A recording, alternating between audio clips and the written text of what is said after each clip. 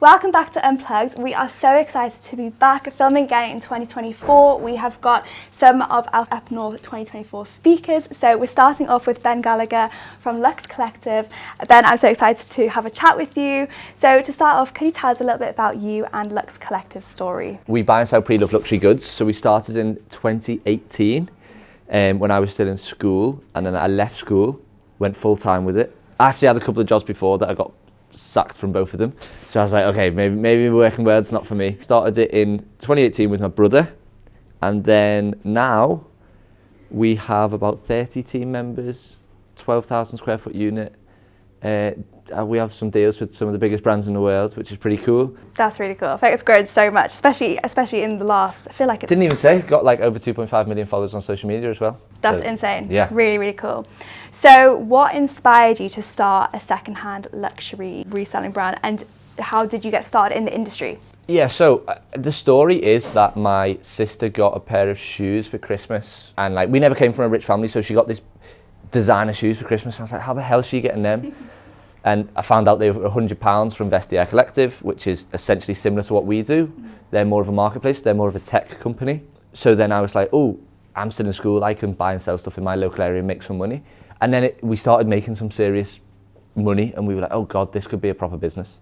And then we started that effectively, we just made it, we took it seriously and then started to go and make it a proper business. With Luxe Collective having a big social media presence, as you said, yeah, over 2.5 million followers, do you believe social media is the most effective way to stay updated on consumer trends? Yeah, I think 100%. I think it's obvious. I don't think there's anything close to what social media can keep you up to date with. It's so naive for companies not to take social media seriously, because I went into one of the biggest brands in the world the other day, walked into their office, there was 20 directors of the company, one of the biggest makeup brands in the world, you'll know them, can't say.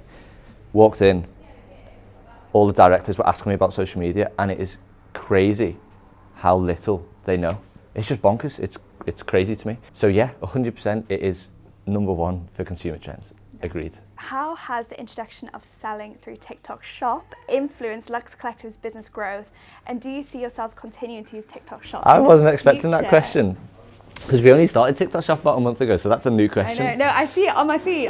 Do you? Yeah, I always see it on my feed. Well, I'm sorry for that. Oh my gosh, no, it seems really popular though. Every time I click on, loads of people interested. Which is really so cool. a big part of that talk that I just did for you guys then is like, in order to be a success, you have to be a fool, and like that's what we're doing at TikTok at the moment. It's like TikTok Shop at the moment. It's like embracing it like to the fullest and figuring it out.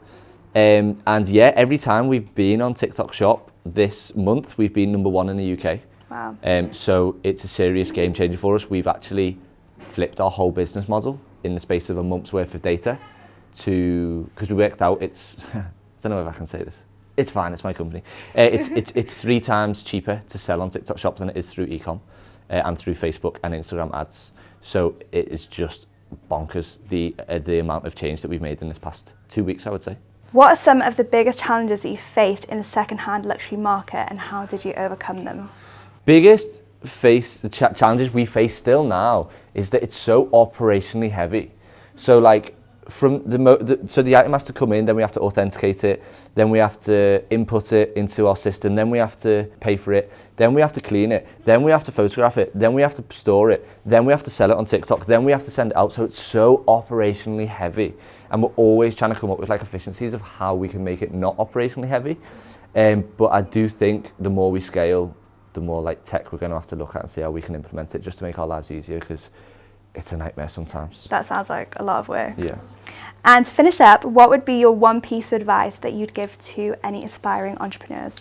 Ooh, one piece of advice is probably try everything, because I'm a lad from Liverpool who sells designer bags. Like when I was growing up, you'd never put me in that box.